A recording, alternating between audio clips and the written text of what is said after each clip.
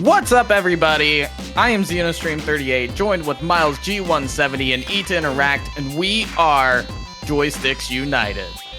Joysticks United, millennial gamers in a Gen Z world.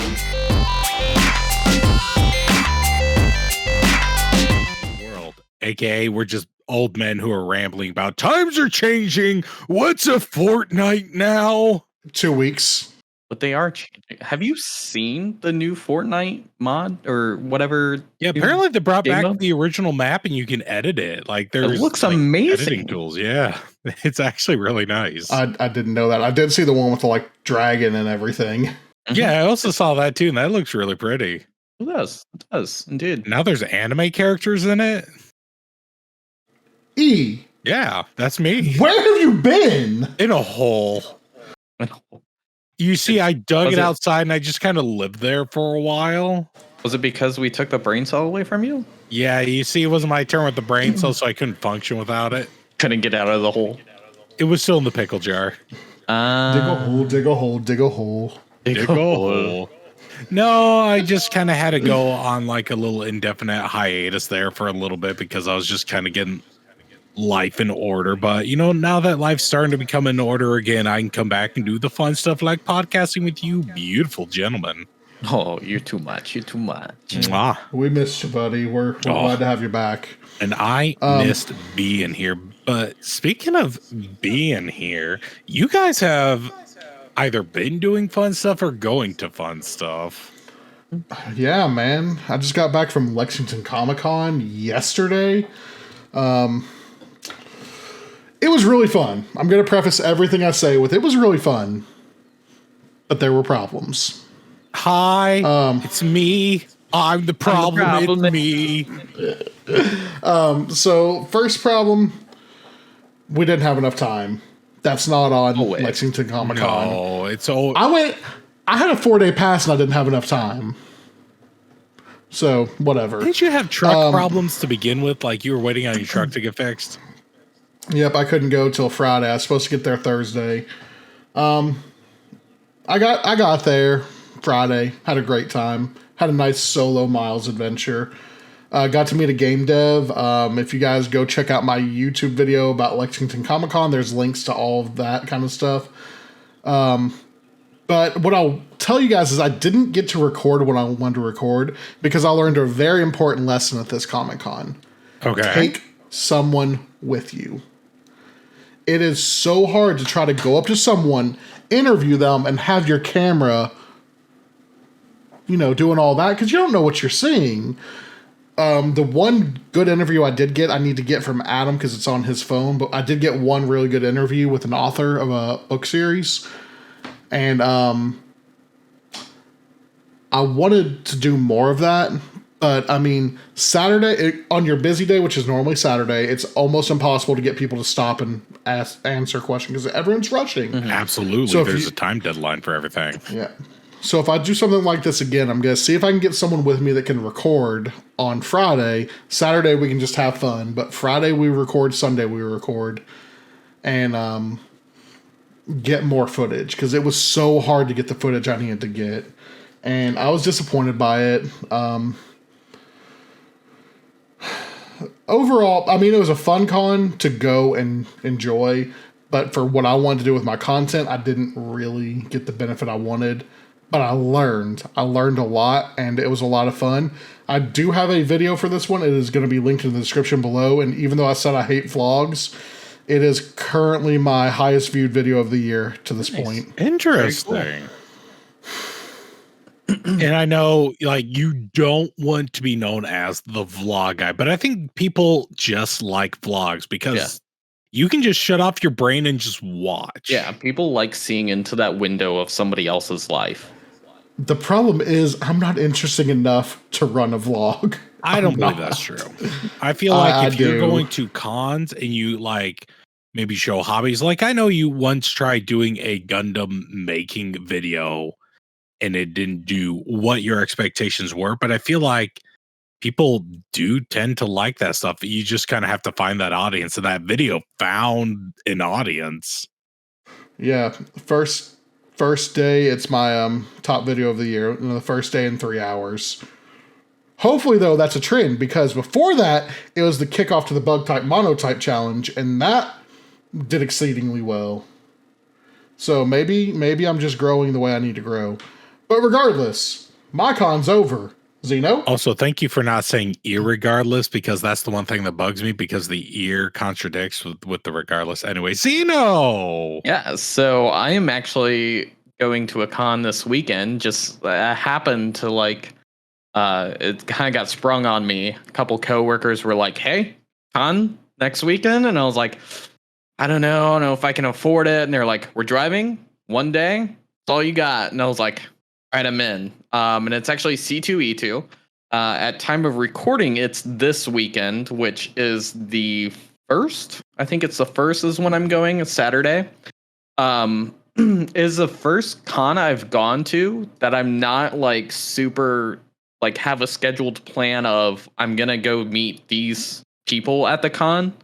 I mean, Chris Evans is there, which I'm gonna observe from a distance because it's $400 to get an autograph from the man, and while I'm sure it's worth it, homie ain't got that kind of money. So I'll observe him from a distance and be like, "That's a beautiful man over there, and that's America's you know what," and it will be great. But everything else, I'm just hoping to take in the culture. I'm hoping to talk to some cosplay people and stuff. It's the last con I went to in Indy that had a bunch of cosplay people and professionals there. I really wanted to talk to. I didn't get the opportunity to talk to and kind of understand the craft of cosplay and stuff like that, which is something I'm trying to dive into that world. I've done one cosplay with Power Rangers and the white Mighty Morphin Power Ranger.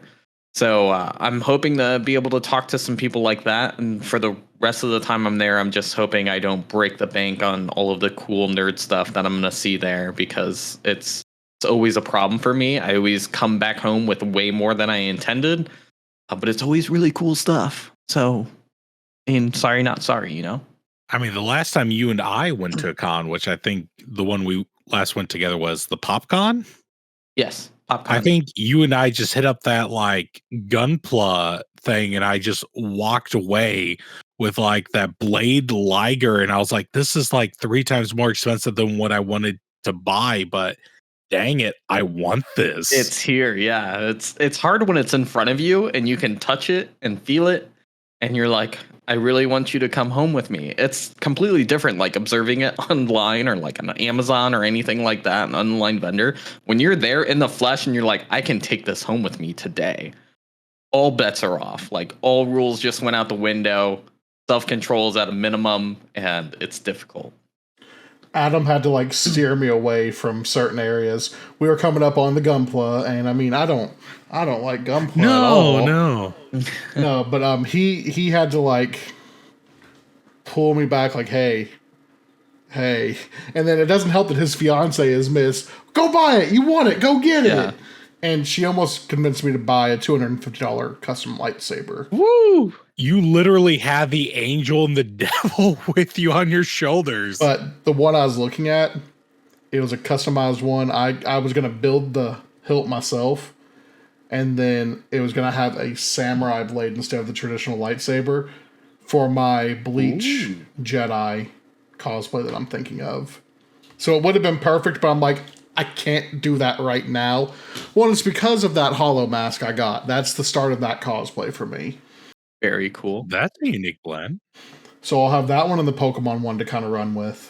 That would also kind of make sense, because right now Bleach is being streamed by Disney right now in the States. So it goes. I've never seen Bleach, but I've always told myself I'd like to watch it. It's just such a daunting task to try to watch all the episodes.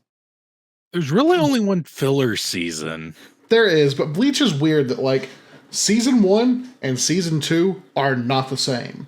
They're drastically great. Different. Season 3 is the filler season. And then you get to the Bount arc, which is completely different than season 1 and 2. So it's wildly different. Season 1's more of your monster of the week hunting type one. I was just about to say that. Season 2 is your overarching story of setting up the main protagonist and antagonist, because it really does build Ichigo in that season. Season 3 is fun. That's also where like Ichigo's hero theme just stops, if I remember correctly. Because who was he going up against who like just stopped his blade? And that's when you realize things were amping up to 11. Not Gin, but Rukia's brother. I was confused. It was actually the Aizen fight that we were talking about, not what I said earlier. Aizen. Yeah, because like you just hear that hero theme, you're like, okay, here goes Ichigo, and then he just stops his blade, cuts off, and you never hear this theme song again. That's when they go to get Rukia from the human world. Yes. Yeah, it's amazing. It's amazing. I'm a big fan of it. I'm a big fan, but like season 1 feels slow. It's supposed to. It's meant to. It's kind of to introduce the characters and the setting. Well, the first setting, let's be real, because season 2 takes you entirely different place. But season 1's made to be appreciated, I feel like, after season 2. Because I appreciate season 1 so much more. If I remember correctly, Ichigo is voiced by Johnny Young Bosch, too. Yes, right? He is. Who's also Vash the Stampede. Yeah. And a Power Ranger. I've been like, yeah. That's like, I learned all of that when I was at the other con that was local. And it was a very small con. And I got to meet him and get a picture with him. And I went to his Q&A. And he is such a genuinely like good person. And it's like, he told a story, which I can tell at some point. But it was just like a very relatable story. And it's like, it just put into perspective that celebrities are humans too.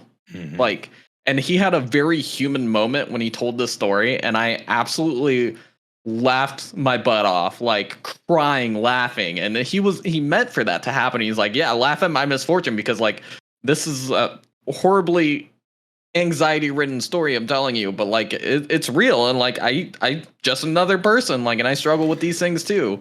I feel like voice actors, the guys like, I know he's more than a voice actor, but the guys that are primarily voice actors now, and girls and all genders, whatever you identify as, but voice actors in general seem to be more chill, and they love it when they say something and you're sitting here like, I know that voice. E, do you need to fix your blinds?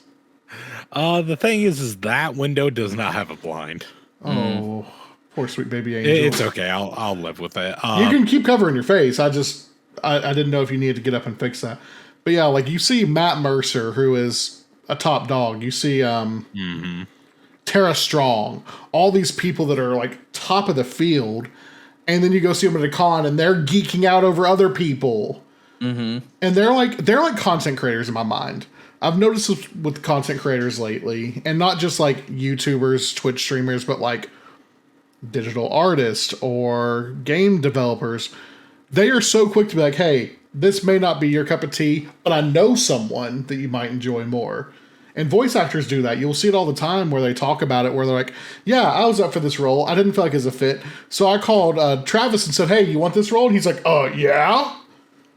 But like that's how the content creation community feels as well. You know, there's times where I'm like, look, I might not be your cup of tea because I'm a family-friendly streamer, but I know this guy named Zeno. I used to know this guy named E. I know a guy that opens Pokemon cards. He's a loser. No, you're just somebody I used to know. But like, I see that in my own stuff where I'm directing people towards Sainted or, you know, moving people around trying to get them to the right audience. And it's really a cool feeling. Mm-hmm.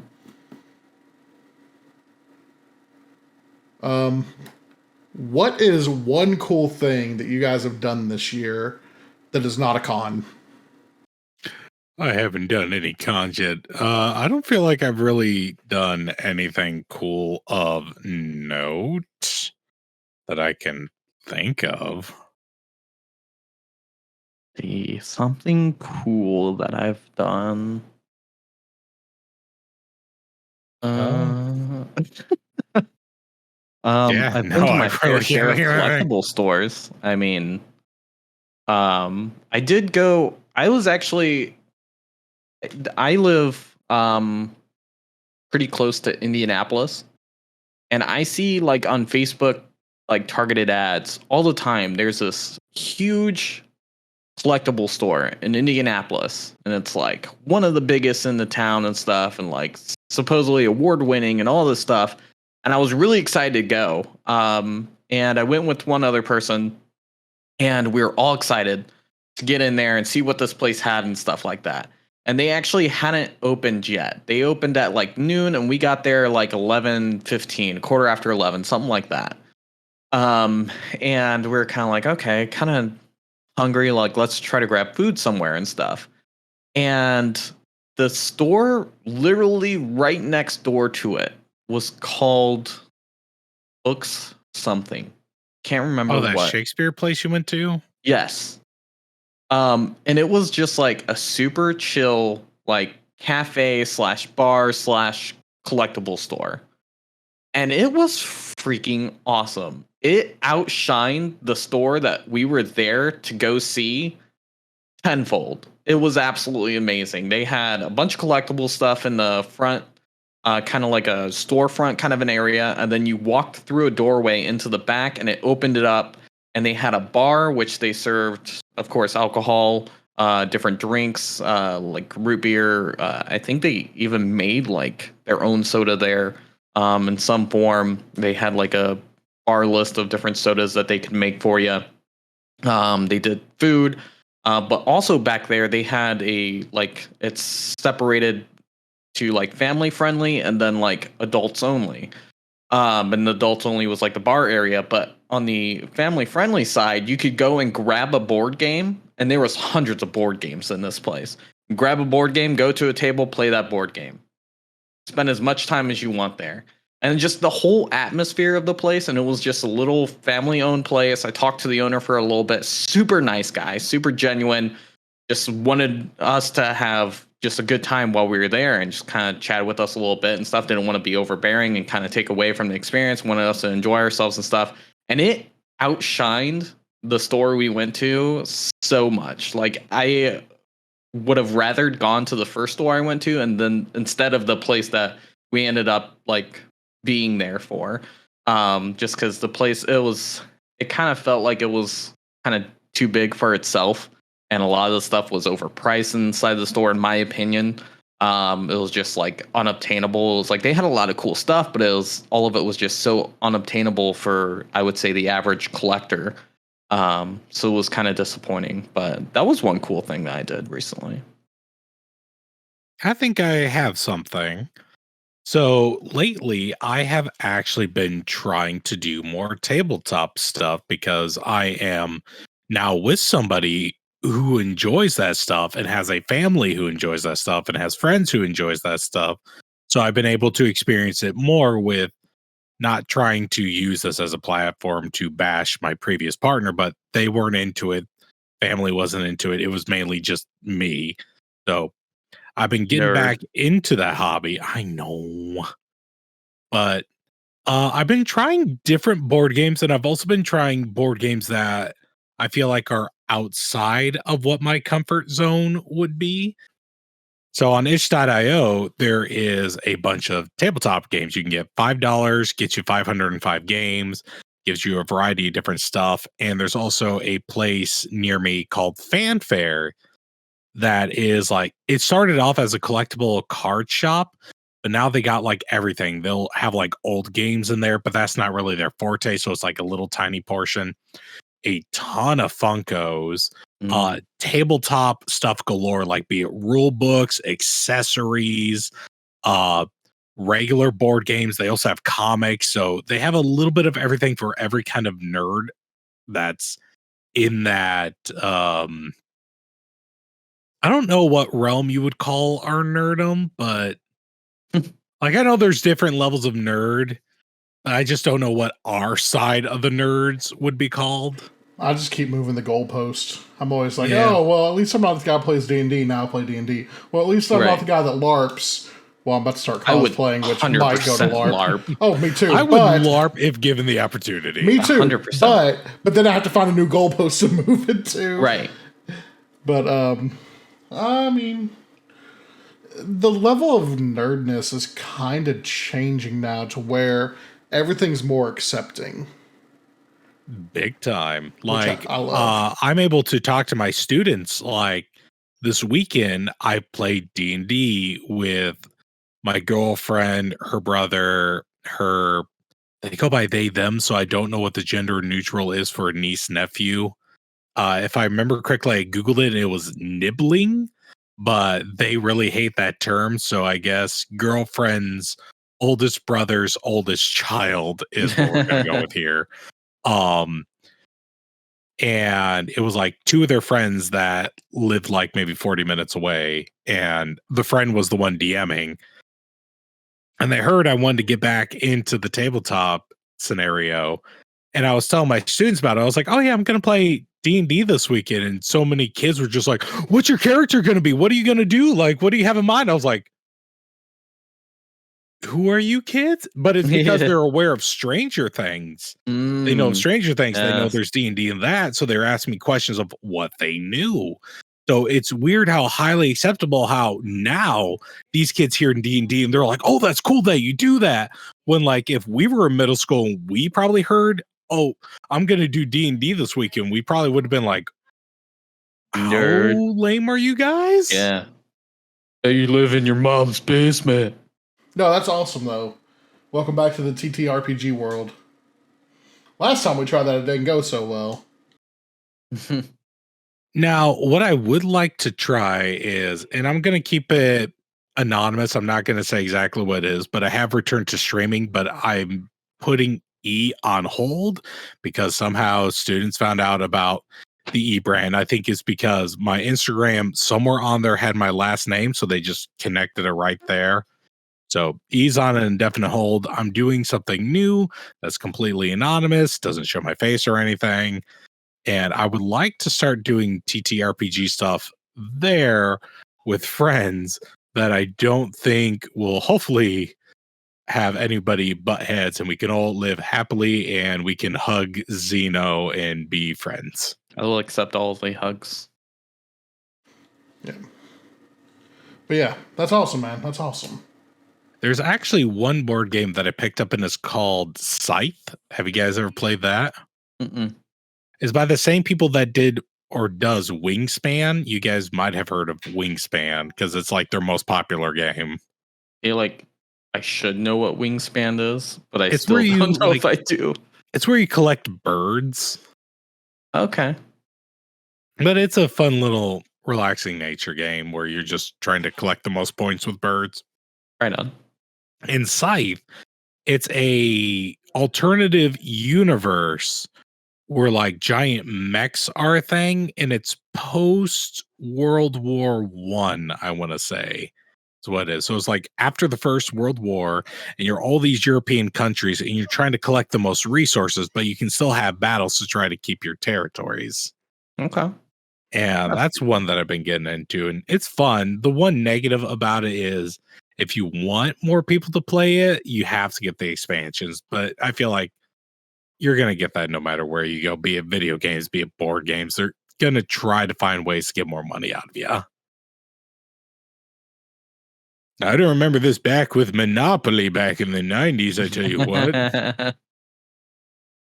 But yeah, no, I mean, it's fun getting back into the tabletop community. Like during that session I was telling you about that I did this past weekend, I was playing as a bard and I actually brought my mandolin and I was playing the entire time. And I remember the DM looked at me and they're just like, can you play something to set the mood right now? We need it to be very tense. So I just started playing some chords and some minors and put it together.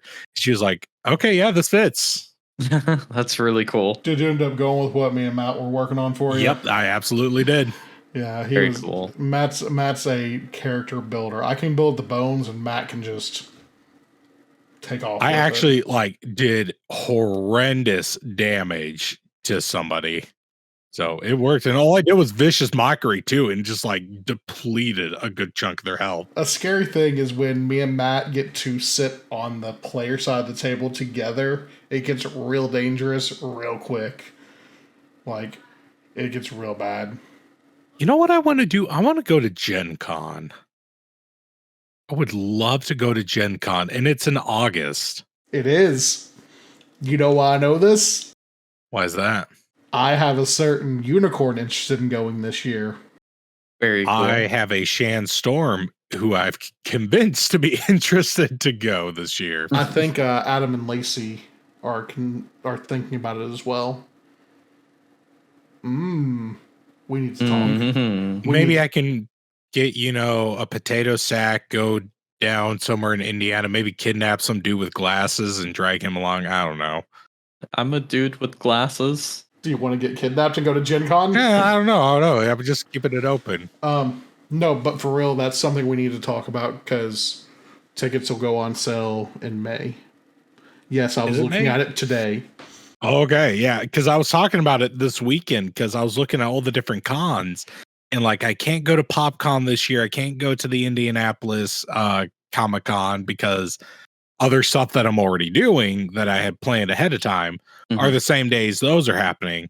And then my girlfriend, we'll just call her Shan Storm because that's her screen name, was like, well, what about that Gen Con? I was like, well, technically, like, school will be in session, but it's like right at the very beginning. But this is a weekend thing.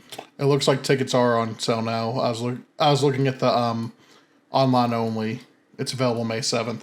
4-day pass, $135. It's not bad.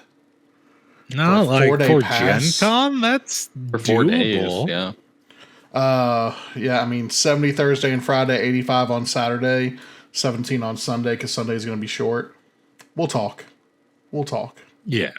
We'll talk. Because I mean, we got what, 129 days? We got time. Okay. That's awesome stuff, guys. I just wanted to hear some good stuff. Hey there, fellow gamers. Are you searching for a gaming experience that's all about family fun and positive vibes? Look no further than my channel, Miles G170. Join me on an incredible journey filled with Nintendo magic, where I strive to spread positivity and acceptance to all of my viewers. Together, we create a welcoming community that celebrates the joy of gaming. Get ready for thrilling adventures in the world of Nintendo as we embark on epic quests and explore beloved titles. From the classics to the latest releases, I provide exciting and engaging gameplay that will keep you hooked. But there's more! At Miles G170, we go beyond gaming. We foster an atmosphere of kindness, respect, and inclusivity, ensuring that everyone feels like part of the family. Whether you're a seasoned gamer or just starting out, I'm here to ensure that you have an absolute blast. My genuine love for Nintendo and infectious enthusiasm are going to make every stream an unforgettable experience. So gather your loved ones, grab some snacks, and join me on my channel for non-stop Nintendo fun. You won't want to miss out on becoming a part of this incredible community. Make sure to visit my YouTube channel today and hit that subscribe button so you never miss a moment of our exciting streams, gameplay tips, and all the positive vibes we bring to the gaming world. All right, so before we continue, can I say something? Absolutely. I just want to tell people that if you are, and I'm not saying this because I'm his friend, I'm saying this because I genuinely actually enjoy this content and I would like to see more people saying stuff about it, is check out Miles's mono bug type challenge, because like after watching it and learning some of the stuff in there, I was genuinely like, I didn't know this was a thing. Like there's actually tips and tricks in there in math that I was just like, I never would have known. And it got me thinking, like, if I was making content as E again, like what would stop me from doing like a mono type challenge with like pick, I don't know, what's the newest one again? Scarlet Violet, pick that and like do a challenge with that. I'm going to that one. Thank you for plugging that. I'm starting with Gen 1 and I'm going all the way through with bugs. Very cool. Actually today I uploaded episode 3. Very cool. Because I will tell you all, E knows this very well because I was freaking out. I put a lot of stock into this monotype one because it's so much more work than anything I've done before. It's new transitions, it's custom intros every time with like previews of what Pokemon are going to be in that episode on my team or where we're going to be and things like that. The custom sprite I made for the Miles Professor, just a lot of stuff that I've never done before. I don't know. I feel like it's setting a new standard for my content going forward. That's good. I do appreciate most that. definitely that's good. Yeah, the first one did do great. The second one, numbers drop, what you expect. But if I finish the series, you expect all those numbers to go up and then continue to grow when you do the next one. Absolutely. But yeah, I'm working real hard on that. Very cool. And I know Zeno and I, as of right now, have kind of stepped away from content due to like life stuff. But Zeno, when you come back to content, did you have any idea of what you would like to do? So I started to do some just strictly Destiny 2 content. The more I've kind of sit and thought about where my content direction's gone, the more I've kind of leaned towards maybe YouTube being my thing, and maybe I'm not 100% in love with the streamer life. Okay. I 100% enjoy doing the podcast. I absolutely love it. Enjoy just talking about things that I'm passionate about and stuff, and having the community that backs that passion too. But I've found just like streaming is very, very difficult to just fit into your schedule. And like when you're not having a good day, it shows in streams, and it's not as easy to postpone something. Not to say YouTube is, but it's like I can, when I am in a good moment, in a good mindset of I'm going to make some content, I can make that content and I can put it on YouTube. Whereas with streaming, it's like I kind of feel like I stress myself out a little too much with it. And so I might end up just going into like YouTube content, and just doing like build videos, different guides on missions and stuff like that of how to's.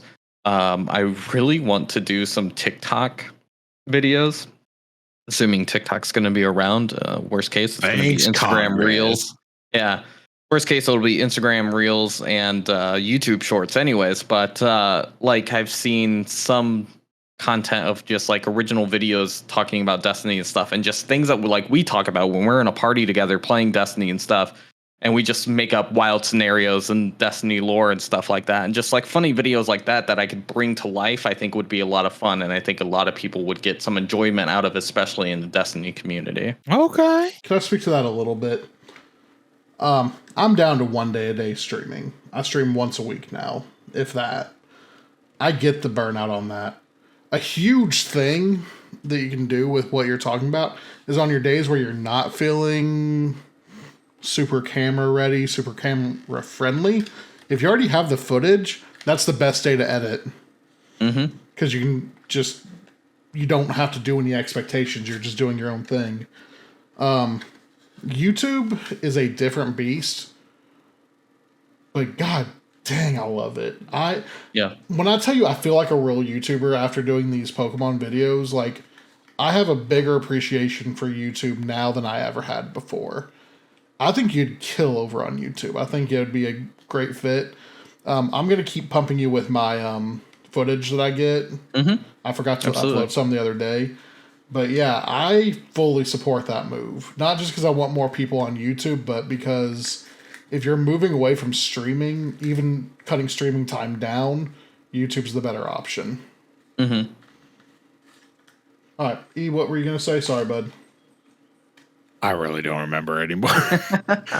Look, if it doesn't happen within a certain time frame for my attention deficit disorder is gone. I got something like staying on the topic of Destiny 2. Obviously, we lost Lance Reddick within the past couple weeks. And it was absolutely amazing to see the gaming community come together around one person, not only like Destiny players, who, if you're familiar with Destiny, he voice acts for a character Zavala, who is the leading commander of the last city. People were visiting him in the tower where he resides and taking a knee in front of him, just paying respects. But not only that, but like if you scroll through TikTok, it seemed like, at least for me, every other video was of some other fandom, whether it be Halo, whether it's Doom, whether it's, I even saw Animal Crossing. There was a title that said like, you mourn your commander, we'll take the front lines, and just like gameplay footage of different games and stuff. And just the entire gaming community coming together and like, Destiny players, you take a step back. we've got it right now. You mourn your commander. We're holding the front lines. You come back when you're ready. That was the coolest thing I've seen in the gaming community in years. Like, that was absolutely amazing. And everybody involved in the gaming community owes themselves a pat on the back for that. It was absolutely amazing, incredibly inspiring. And that's like the cool thing about the gaming community, because everybody in that moment came together to support everybody. It was awesome. Absolutely. So yeah, speaking of like communities coming together, like to kind of go off what Xena was saying, I remember I was watching TikTok here recently. It was shortly after Lance had passed away, and kind of what he was saying with all these people saying, you know, take a break. We'll make like the content. You guys do your morning. I remember it was that scene from Endgame. What was the last? It was like Infinity War, then Endgame. So it was Endgame. Sorry, it's been a while since I've watched a Marvel movie. My apologies. Where Captain America was holding Meow Meow. I also still to this day do not remember how to pronounce it. Mjolnir. Where he's like summoning that back and he says like Avengers Assemble. But like as all these different characters are appearing, it's like it shows Captain America as the Destiny community. Then people are popping in. It's like the Halo community, Doom community, Animal Crossing community, Stardew Valley community. It's like all these different games. And he's like, Avengers Assemble. And they're going against Thanos, who was natural causes. Yeah. That was amazing. It legit gave me chills watching that. And like going off with that, with the Animal Crossing community, another thing that was weird that it had a crossover with was the Doom community. And I remember that whole time during like 2020, because both those games came out on the exact same day. And all the memes that came out about it, and people just loved it. They ate it up, like Isabel teaming up with the Doom guy, or what's his name? Is it Doom guy? I just or call is him it Doom Guy. Yeah, I've always called him Doom I think guy. it's Doom Slayer now is what it is. Oh, boo. But I'm gonna call him Doom Guy because that's what I Doom grew Guy up for the with win. was Doom Guy. So he's gonna be Doom Guy to me till I die. 100%. So it was just like these two teaming up, and it was like the sweetest thing on earth, being teamed up with like the most manly testosterone thing on the planet. And one of the memes that still sticks to me to this day is like someone walking in looking like a complete edgelord to a GameStop, walks up to the counter and they're like, I'm here to pick up my pre-order of Animal Crossing. And then they like leave. And then this like person, sunshine and rainbows and flowers, nice little flowy sundress comes in. They're like, I'm here for Doom Eternal. And I was like, yeah, that shows it. That was such a special time in gaming too, because that was right at the onset of the COVID lockdowns. Right at the beginning of it. And those two games and all the fresh content coming out from that really did help a bunch of people through. So I'm still gonna say the hardest time I've had in my life. Like, yep, same. Like oh my gosh. was by myself in a state that I had like no friends in. And that was really before I met you. Yep. Because actually, that's technically what started EtoInteract was the pandemic.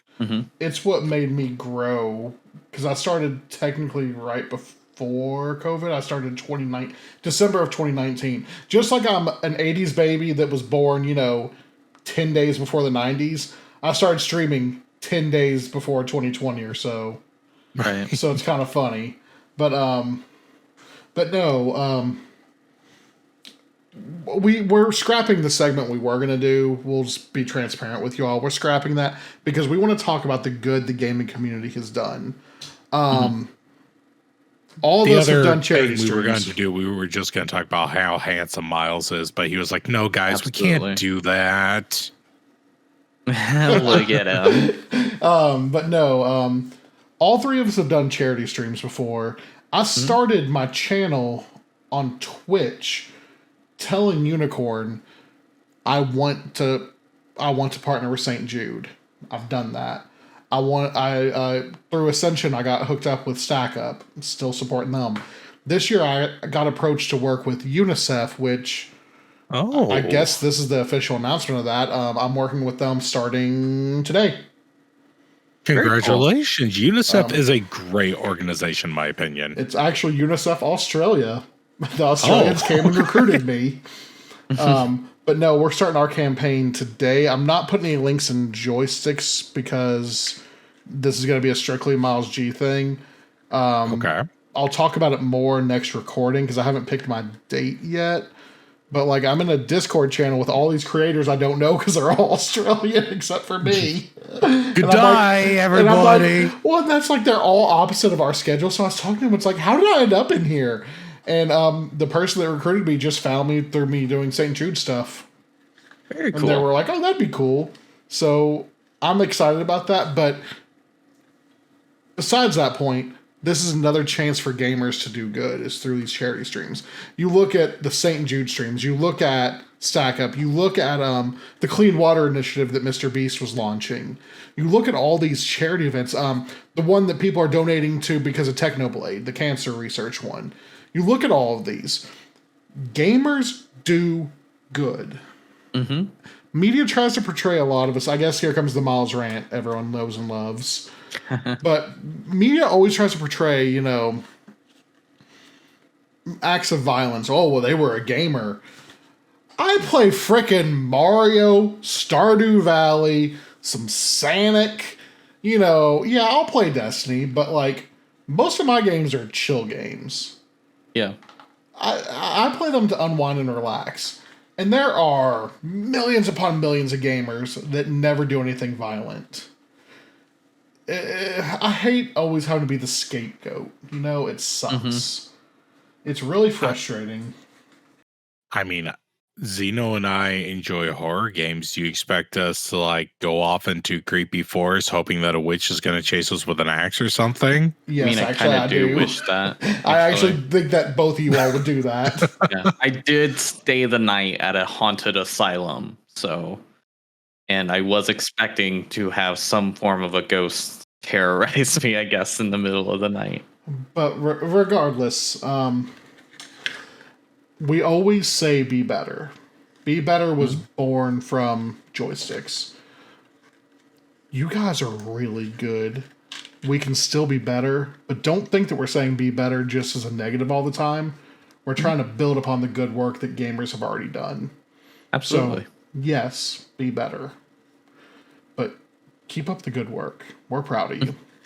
Yeah, absolutely. Y'all got any final thoughts? Do not put peanuts inside of pickles, but instead put pickles inside of peanuts. Does E have the brain cell right now? Obviously not. It did not make sense to me. I was assuming that he had the brain cell, and it was some really groundbreaking thing that he was saying, and I just didn't understand it because I don't have the brain cell right now. No, Miles currently has the brain cell. That's why he was able to say what he did. I see. That All right, everybody. We're going to wrap it up there. I hope you guys had a great time with us as we caught up and kind of had that mind-melting moment from E at the end. Remember to take care of yourself, take care of your friends, and be better. We missed you guys, and we'll see you on the next one. Bye, everyone.